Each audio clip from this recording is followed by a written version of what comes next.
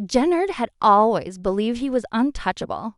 Every move he made in the streets and in the world of power legacy was calculated, precise, and confident. But the last few months had shattered that illusion. Deals that were supposed to secure his control over territory fell apart. Trusted allies turned their backs when the heat got too high. Every whisper on the street reminded him that the network he once ruled now had cracks. And enemies were circling like sharks smelling blood. The betrayal cut deeper than money lost or territory surrendered. It was a hit to his ego, his reputation, and his sense of control. For a man who prided himself on dominance, this felt like a personal death. He had to regroup, and the only way to do that was to plan a comeback so sharp it would remind everyone why Jenard's name mattered. Vic's situation wasn't much better, though it looked different on the surface. Vic had grown up in the shadow of a legacy he was never fully prepared for. Season after season, he had watched others take the spotlight while he struggled to find his place. The last events left him exposed, not just financially, but emotionally. Friends he thought he could trust vanished when danger approached, and family ties had proven to be fragile. He knew that every step he took now mattered more than ever. One wrong move, and he could be erased, a ghost in the city that once promised him power. Vic wasn't just angry, he was desperate, and desperation could be as dangerous as a bullet in the right hands. What makes this fallout more intense is how the world shifted under both their feet almost overnight. Allies became enemies, minor rivals gained boldness, and the streets seemed to hum with a new kind of tension. Both Jenard and Vic realized that surviving the aftermath of their losses wasn't enough. The people who had betrayed them, mocked them, or underestimated them needed to feel the weight of their return. The city, which once whispered their names in respect, now whispered in doubt. This doubt was a challenge they couldn't ignore. It became clear that the only way to restore their names and their power was through a plan that would shock everyone. But first, they needed each other. The emotional toll was heavy. For Jenard, anger and humiliation fueled every thought. He replayed every mistake, every betrayal, and every slight. And the fire to reclaim what was his grew hotter with each memory. He didn't just want revenge. He wanted validation, proof that despite being knocked down, he was still the man no one could control. Vic, on the other hand, carried a different kind of weight. His pride had been wounded, but it was paired with a careful calculation.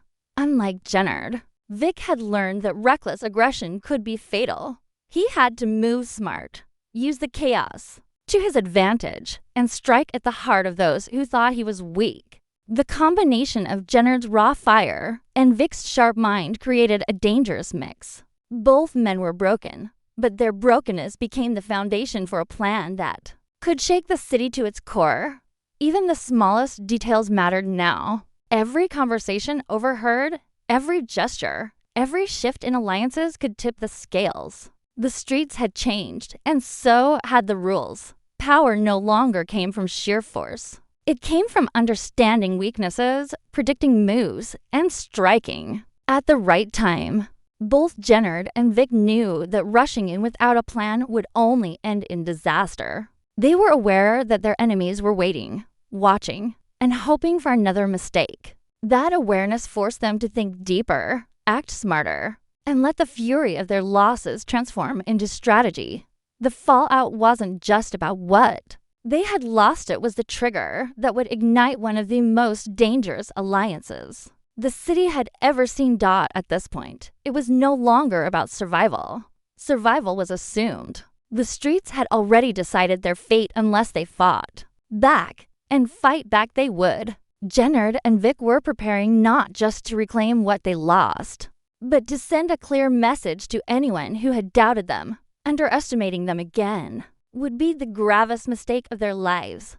Every setback, every betrayal, every lost opportunity had been absorbed and transformed into fuel. The city that had once celebrated their rise would now tremble at their return. This was the moment when broken pride and calculated fury collided. setting the stage for revenge that would be remembered long after the dust settled. Jenard had always been a lone wolf, someone who trusted no one completely and relied only on his own instincts. But after the recent chaos, it became painfully clear that he couldn't take on every enemy by himself. His territory was vulnerable, his resources stretched thin, and the people he thought were loyal were either gone or ready to betray him. At the first sign of weakness, he realized that brute force alone wouldn't rebuild his empire. He needed strategy, intelligence, and someone who could move in ways he couldn't. That someone, reluctantly, was Vic.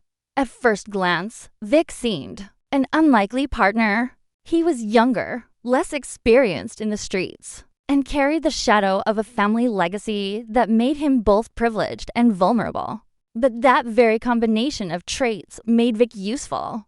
He had connections that Jenard didn't, knowledge of, legal and financial loopholes, and an ability to read situations differently. Jenard's fire and Vic's calculation could create a partnership more dangerous than either could be alone. Vic, for his part, was just as wary. He hadn't forgotten the ways Jenard could be reckless, impulsive, and driven by pride above all else. Trust didn't come easy to him, especially not with someone who had burned him in the past or undercut allies for personal gain. But Vic understood one thing clearly: enemies were everywhere, and alone he was at a disadvantage. The recent betrayals, near misses, and losses had taught him that survival required alliances, even uneasy ones. And in the world of power legacy, survival was everything. Vic also recognized that Jenard, despite his flaws, brought something to the table that Vic didn't have: influence. People feared Jenard in ways that Vic couldn't command yet. That fear could be used strategically, and if combined with Vic's calculated moves, it could tip the balance in ways that no single person could achieve alone. Their alliance wasn't born from friendship or respect, it was born from necessity. Each had skills, knowledge, and resources the other lacked. Jenard knew how to intimidate, manipulate, and control people on the streets. Vic had the ability to plan, anticipate consequences, and exploit systems that others couldn't see. Put together, they could cover each other's weaknesses and amplify their strengths. The stakes were high, and both understood that a misstep could be fatal, but the potential payoff made the risk unavoidable. The city had shifted in ways neither of them could ignore, and the only way to regain what they had lost or even surpass it was by working together, at least for now. What made this partnership even more intriguing was the tension between their personalities. Jenard's intensity and raw energy clashed with Vic's methodical, calculating approach. Arguments were inevitable, clashes would happen, and tempers would flare. But beneath that tension was a silent acknowledgement. Neither could achieve their goals alone. Every enemy watching the streets knew they were vulnerable. But combining forces created a threat so unpredictable that even the most seasoned players couldn't anticipate the next move. Their enemies assumed that two wounded men would fail.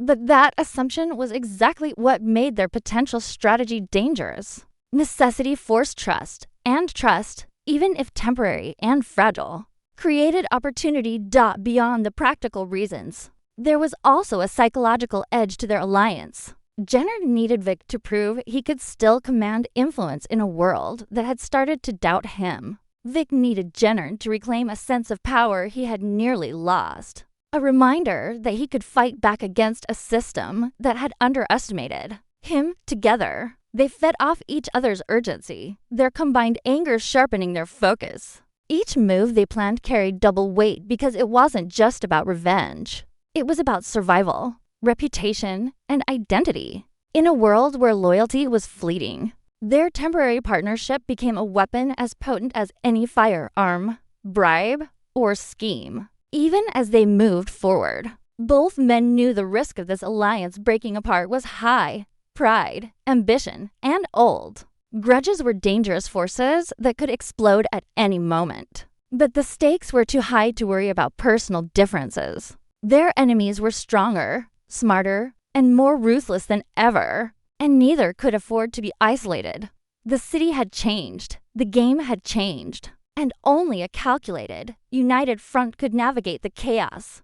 The necessity of working together, despite their distrust, created a tension-filled synergy one that could either lead to ultimate triumph or mutual destruction. Every step they took in this alliance would define not only the immediate revenge plan, but also the future of their personal legacies in ways neither could ignore. Revenge is rarely simple, and for Jenard and Vic, it's not just about hitting. Back it's about proving something to themselves. Jenard's anger is sharp and immediate, like a live wire he can't control. Every insult, every betrayal, every loss he's suffered burns under his skin. Vic approaches revenge differently, shaped by a life of near misses and learning from mistakes. He doesn't wear his anger on his sleeve. Instead, it simmers quietly, building in layers that only he fully understands. Vic knows that reacting too soon can ruin everything, and in his mind, strategy always outweighs impulse. His revenge is methodical, like a chess game played several moves ahead. He studies his enemies, gauges loyalty, watches for weaknesses, and waits for the perfect moment to strike. To Vic, revenge is a puzzle, a careful orchestration of power, timing, and influence.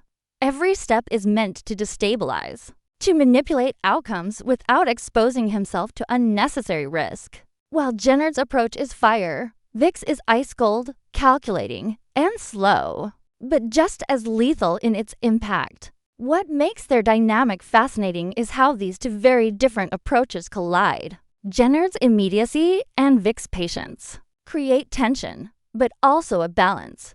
Jenard pushes Vic to act boldly, to seize opportunities that Vic might have hesitated on. Vic keeps Jenard in check, preventing his raw anger from blowing up the plan prematurely. Together, they create a combination of force and strategy that is hard to anticipate. Each man amplifies the other's strengths while compensating for weaknesses, and in that balance lies the potential for devastating effectiveness. They are aware that their enemies are watching, trying to anticipate what either one might do. But the unpredictable mixture of Jenard's fire and Vic's calculation makes them nearly impossible to read. The psychology of revenge goes even deeper. Both men are driven by more than just loss or humiliation. They are trying to reclaim identity and respect. Jenard, once feared and respected, now carries the sting of doubt, and that drives him as much as hatred. Vic, who has always struggled to step out of the shadows of others, sees this as a chance to assert himself, not just as a survivor, but as a player who shapes the rules. Revenge becomes a mirror reflecting what they have lost, and in that reflection, they find the determination to strike back harder and smarter. Every move they make is about rewriting the narrative of their own lives, about ensuring that they are no longer victims, but architects of chaos, that their enemies cannot survive. Their enemies, however, are not blind. They will sense the tension, the calculated moves, and the hunger for retaliation. This awareness forces both Jenard and Vic to operate in layers, combining psychological manipulation with strategic strikes. Fear, uncertainty, and anticipation become weapons as much as guns, money, and influence. The revenge plan is not just about taking down targets, it's about controlling perception, shaping actions before anyone has a chance to react. In their minds, the perfect revenge is both a statement and a performance, a way to demonstrate that power is regained not through chaos alone, but through careful, deliberate orchestration. Even as they prepare, the mental toll is clear.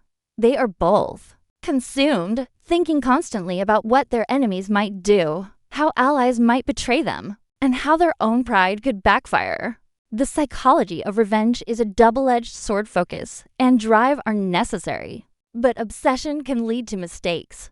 Both men understand this danger, and that awareness forces them to respect each other's skills, even as they clash over decisions. In this tense mental battlefield, every thought, plan, and decision carries weight, and the emotional pressure becomes as critical a weapon as any other.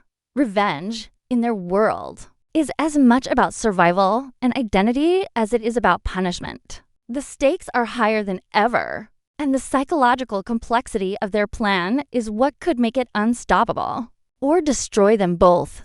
Jenard and Vic knew that revenge wasn't just about striking back, it was about precision, timing, and making every move count. The chaos of their enemy's world was an opportunity, but it required more than anger to succeed. The blueprint they began to form was layered and meticulous, designed to destabilize everyone who had underestimated them.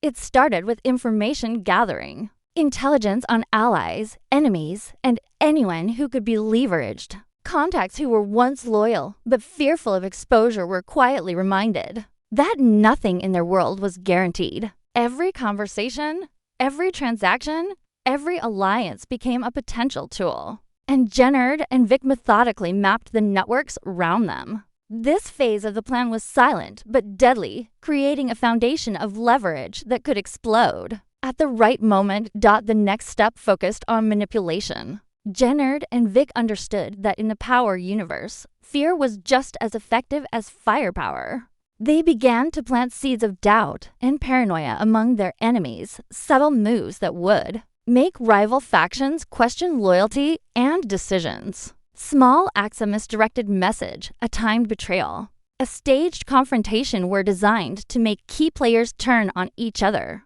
Every action was measured, crafted to provoke reaction without revealing their hand too soon. This psychological warfare was as critical as any physical confrontation, and both men knew that once their enemies were destabilized internally, the larger plan would have a far greater effect with less risk. The blueprint relied heavily on patience, waiting for the right moment when miscalculations and insecurities would leave their targets vulnerable.